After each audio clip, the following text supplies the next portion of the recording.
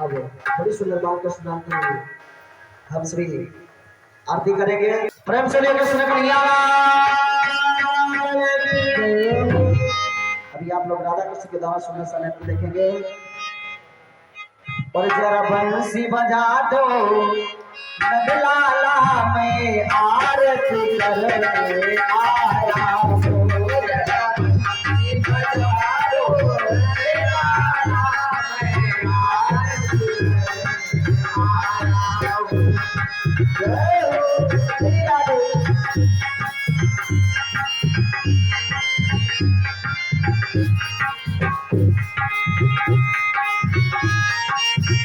जो भक्त आरती करना चाहते हैं वो उसकी आ सकते हैं। जो भक्त आरती करना चाहते हैं वो उसकी आरती कर सकते हैं। और जो भी आरती में दान करना चाहे आप लोग आते रहिए, नाम बताते रहो।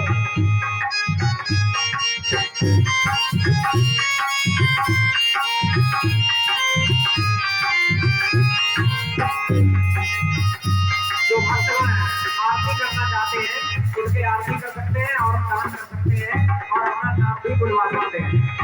मन पवित्र सेवा किए, धन पवित्र किए दान, और मन पवित्र भजन से हो सदा। प्यारे तन वही पवित्र है जिससे परमात्मा की सेवा, संत भगवानों की सेवा हो सके। धन वही पवित्र है जिन हाथों से दान हो सके। क्या बात है, लाइन लगी है। सभी लोग नाम बताते हैं, आचार्य जी सबका नाम अनाउंसमेंट करते रहते हैं।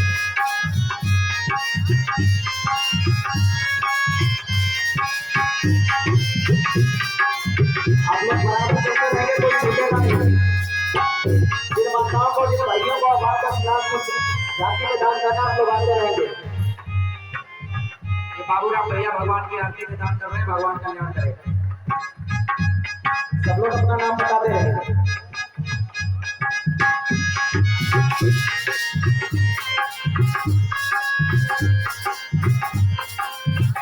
क्या बात है, यहाँ तो माताओं की बहुत संख्या आ गई है।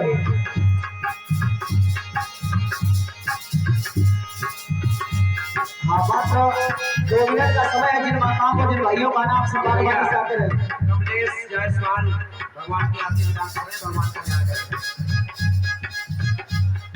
जिनको आना आप लोग अति शीघ्र करते रहे, शीघ्रता का परिचय देते रहे। जगदम्बा प्रसाद भैया भगवान की आरती में दान कर रहे हैं, भगवान का ध्यान करें।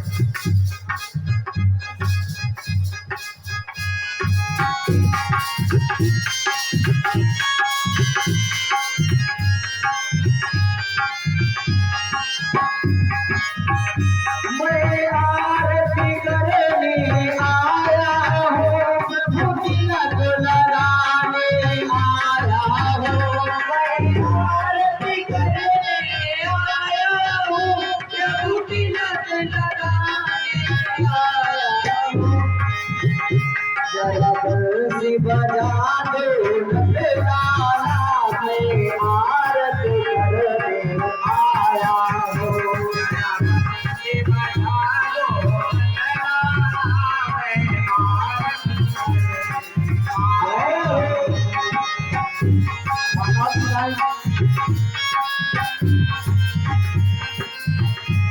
मात्र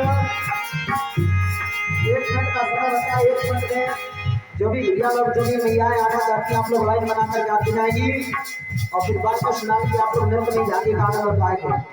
आज जिनको आना है शीघ्रता करते रहे, आप लोग शीघ्रता पूर्वक आते हैं। ये पारस भैया भगवान की आरती में दान कर रहे हैं, भगवान का ध्यान करें। मैं आरती करने आया हूँ, प्रभु तिलक लगाने आया हूँ।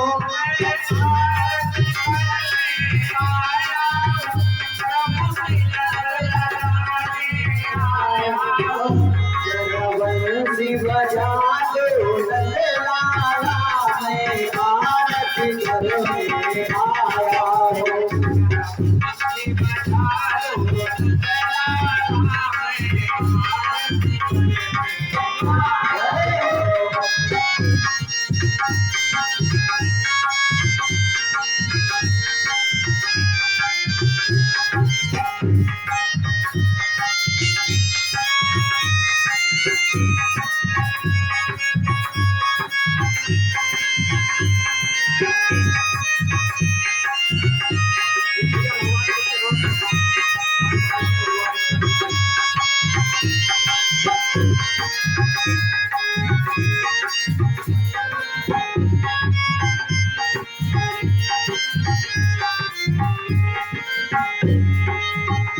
मेरे हाथ में थाली भोजन की प्रभु भोग लगाने आया।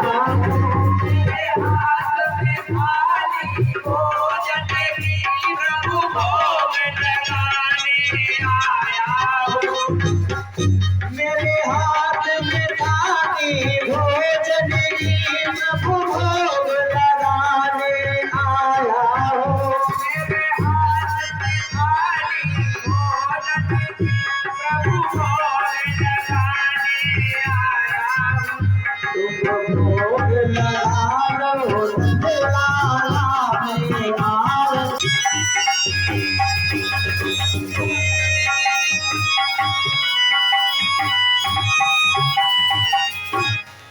बोले पानी एक अमोल है,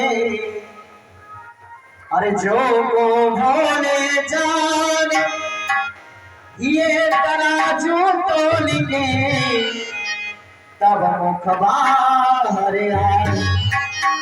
सामने वाले व्यक्ति से बोला, उससे पहले उस बात को अपने हृदय के तराजू में तोला। यानी एक गांव में 3 व्यक्ति रहते थे और बहुत बोलना जानते थे। एक तो ब्राह्मण, दूसरा साहब उसकी धर्मपत्नी और तीसरा उसका पुत्र। 3 व्यक्ति एक गांव में रहते थे और बहुत बोलने वाले, बहुत बड़े विद्वान थे। एक समय की बात सावन, उसी नगर का जो राजा था, तो राजा ने बहुत सुंदर महल का निर्माण करवाया। उस राजा ने बहुत ऊंची अपनी कोठी बनवाई, बहुत सुंदर सा महल बनवाया। तो राजा बोला, क्यों न ब्राह्मण देवता को बुलवा करके देख लिया जाए, ये महल हमारे लिए कैसा रहेगा, उत्तम रहेगा या नहीं रहेगा। तो भाइयों, राजा ने उस ब्राह्मण को अपने महल में आमंत्रित किया। और जब महल में ब्राह्मण आया तो राजा ने हाथ जोड़े, हे ब्राह्मण देवता, ये महल हमारे लिए कैसा है, देखो आपको अच्छा लग रहा है या नहीं लग रहा है। तो ब्राह्मण देवता ने महल को देखा, बोला, राजा आपका महल सुंदर ही नहीं बल्कि अति सुंदर है, लेकिन आपने इसमें जरा सी कमी कर दी। बोला, बाई चांस कहीं आपको समाप्त हो जाए, मर जाए, तो आपने गेट सरकार इतना छोटा बनाया है कि आप इससे निकल भी नहीं सकते। राजा को बड़ा बुरा लगा, अभी हमने नया मकान बनवाया और ये पहले दिन हमको मारने लगा है। सो सरकार राजा ने ब्राह्मण को जेल में डाल दिया। अब ब्राह्मण जेल में पता, और जो ब्राह्मण जिनकी धर्मपत्नी को पता लगा स्वामी जी तो जेल में है। अब धर्मपत्नी जी ब्राह्मण से 4 कदम आगे और ज्यादा बोलने वाली। धर्मपत्नी पहुंची है, राजा जी हमारे स्वामी जी को जेल में क्यों डाला। तो राजा बोले, हमने नया मकान बनवाया, सुंदर सा महल बनवाया, तो आपके पति जी को हमने अपने महल दिखाया और ये कह रहे थे गेट इतना छोटा लगा दिया, मर जाओ तो इसके मकान के बाहर कैसे निकाले जाओ। तो धर्मपत्नी जी बोली, राजा ये तो मूर्ख थे ही, अरे मर जाओ तो बाहर निकालने की क्या जरूरत है, आरी लेकर के यहीं पे काट काट के निकालना कोई जरूरी है, पूरा निकालेगा सर। राजा बोला, ये तो 4 कदम मुझसे भी आगे। तो राजा ने नौकरों से कहकर के ब्राह्मणी को भी जेल में डलवा दिया। अब यह और जो पुत्र ने सुना कि हमारे पिता और माता दोनों जेल के अंदर है, तो सावन बालक तो इतना आगे निकला कि दोनों को पीछे कर दिया। राजा के पास में पहुंचा, राजा जी ये बताओ हमारे माई बाप को आपने जेल में काहे दे दिया। तो राजा बोले, हमने नया मकान को निर्माण कराया, तो हम सोच रहे थे आपके माता पिता कुछ अच्छी बात बताएंगे, लेकिन ये कह रहा था मर जाएंगे तो बाहर कैसे निकलेंगे, ये कह रहा था काट काट के निकाल लिए जाएंगे। तो सावन पुत्र तो इन सबका बाप निकल गया। पुत्र बोला, राजा जी ये दोनों के दोनों मूर्ख है, अरे बाहर निकालने की आवश्यकता क्या, मकान में ही गड़ा बनाओ और मकान के ही अंदर आपको गड़ा दिया जाएगा। तो सरकार प्रत्येक व्यक्ति को बोलना नहीं आता है। प्रेम से साचे दरबार की मनसा वाचा कर्मणा, एक तो मन का और दूसरे पानी का पाप और तीसरे हम जो बाजारों में बैठ के ना यूं यूं करते हैं, आज से छोड़ देना, ये सबसे बड़ा वाला पाप है। मनसा वाचा कर्मणा तीन ही पाप है और प्यारे तीन ही पाप। तो हमारा प्रभु क्या करता है, बोले तापत्रय विनाशाय श्री कृष्णाय वयं नमः। श्री जी के साथ में, राधा जी के साथ में बालकृष्ण लाल को हम सभी बारंबार प्रणाम करते हैं। प्रेम से राधे एक बार सभी भक्ति में जमते भगवान का संकीर्तन करो और फिर पावन सी झांकी भी आप लोग देखेंगे। सब तालियों की सेवा करते हुए मस्ती में झूमेंगे। तेरे दिल में रहूंगी वो साबुरे, तेरे दिल में रहूंगी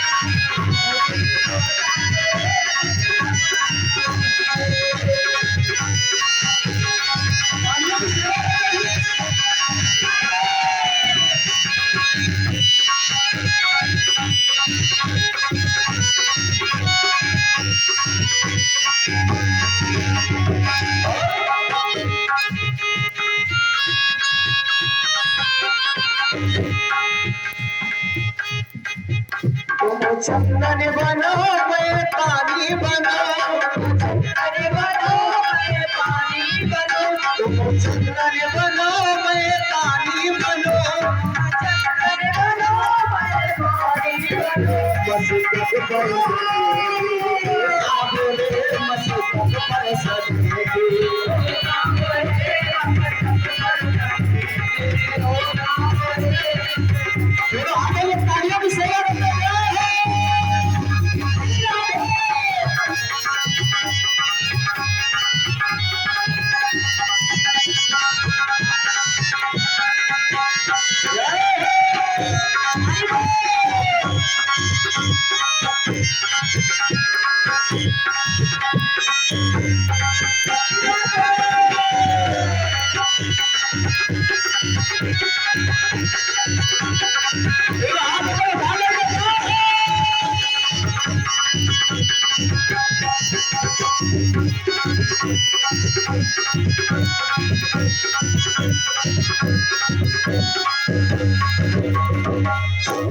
प्रेम से भागवत महापुराण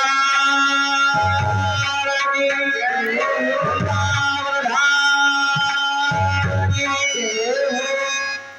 बड़ा सुंदर है, भक्ति को देने वाली है वो भागवत जी की कथा, भक्ति को देने वाली है। शक्ति किसको मिली आप लोग सुनिएगा।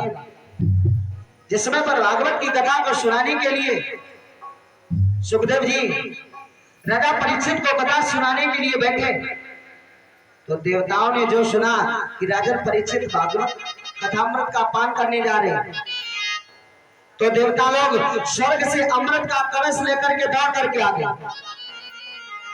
और सुखदेव जी से हाथ जोड़ करके बोले, स्वामी जी ये अमृत जो है आप ये भागवत रूपी अमृत राजा सुखदेव को प्रदान क्यों कर रहे हैं?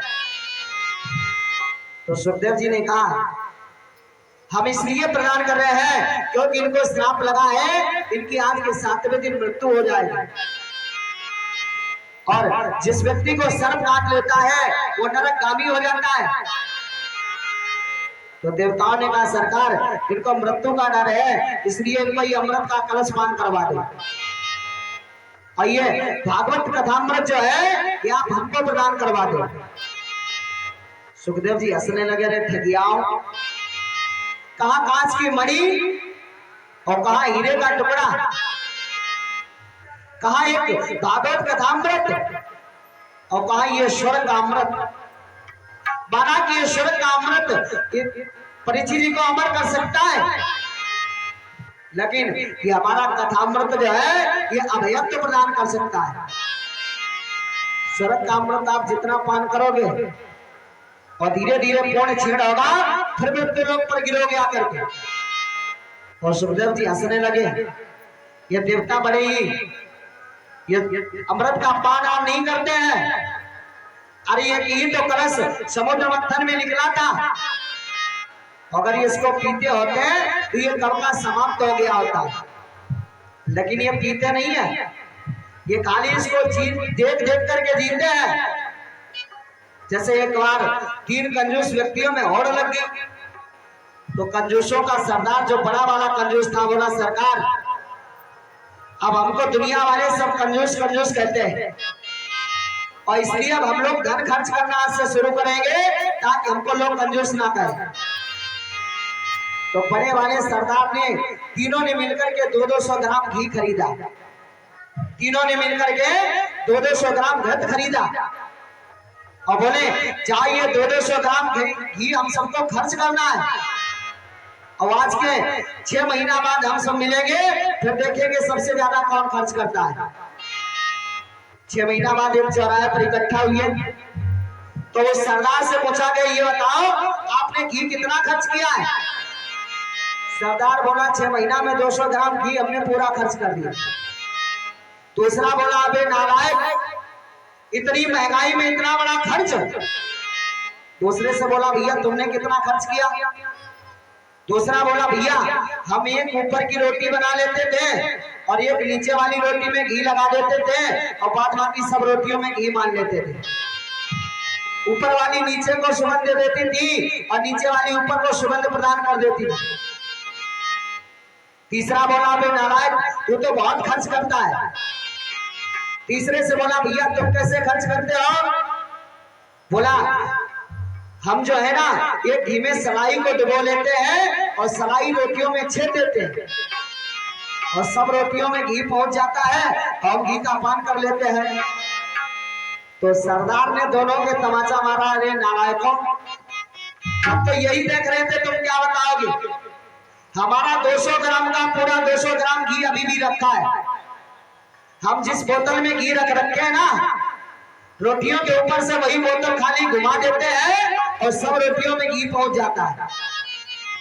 तो सुखदेव जी बोले ये देवता ऐसे ही अमृत को खर्च करते हैं, ये अमृत का पान नहीं करते, केवल दिखावा करते। बोले स्वर्ग का अमृत हम लोग को अमर तो कर सकता है, लेकिन ये कथामृत आपको अभय कर देगा।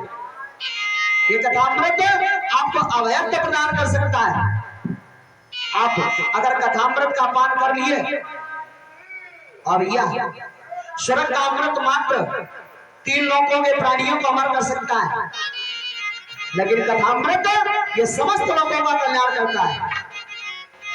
पर कथा जो सकल लोक हितकारी सही पूछन जहां से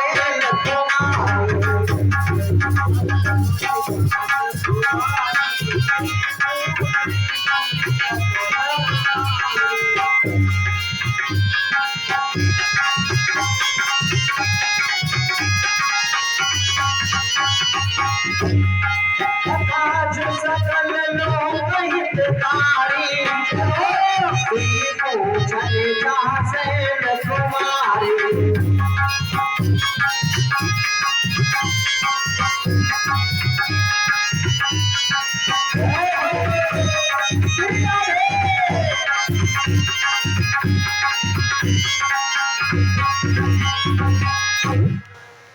पूछे रघुपति कथा प्रसंग सकल लोक जग पावनी गंगा, ये सकल लोक का कल्याण करने वाली है। प्रेम से लिए साचे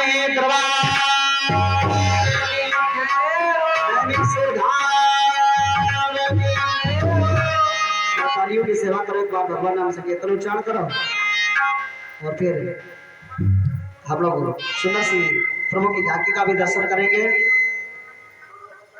सब तालियों की सेवा करते भगवान का नाम संकीर्तन उच्चारण करो और सिया राम कहो, सिया राम कहो, सिया राम कहो, सिया राम कहो।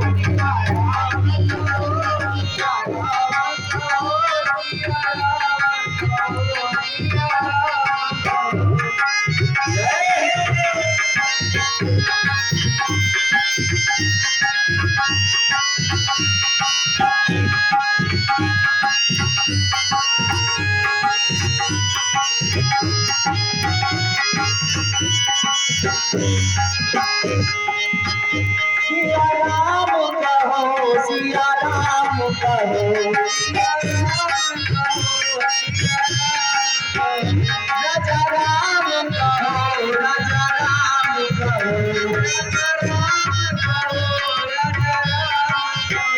सिया राम कहो, सिया राम कहो, सिया राम कहो, सिया राम कहो।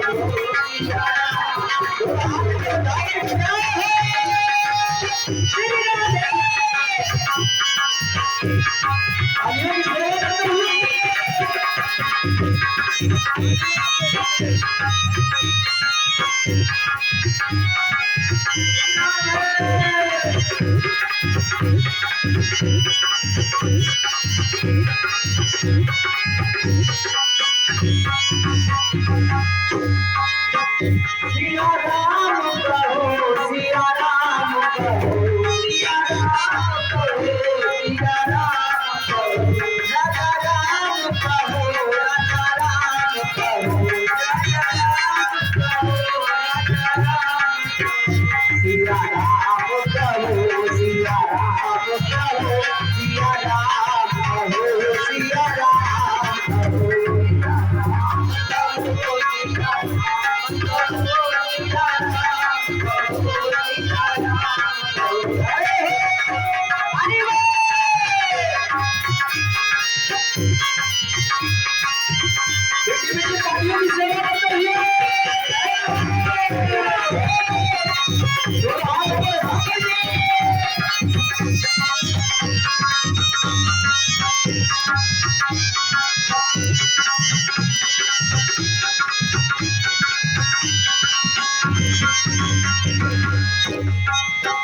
ये नाम बड़ा अलबेला है, ये नाम बड़ा अलबेला है, लगता नहीं पैसा फेरा है। सिया राम कहो, सिया राम कहो, सिया राम कहो, सिया राम कहो।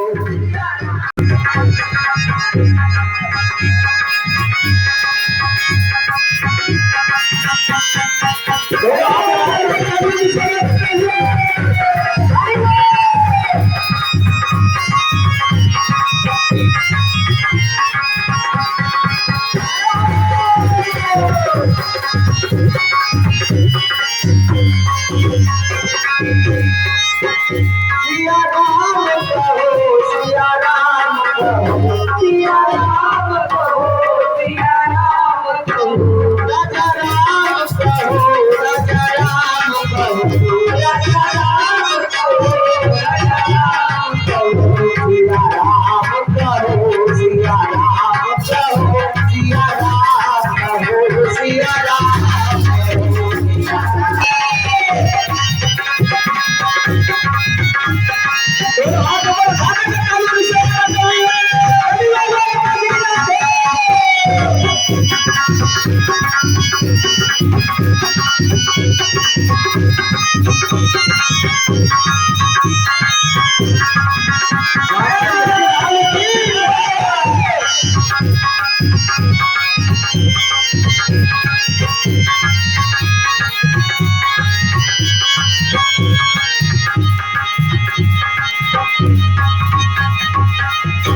प्रेम श्री राघवेंद्र सरकार की भाग्य बिहारी लाल की दादेदारी सरकार। अब आप लोग समझ में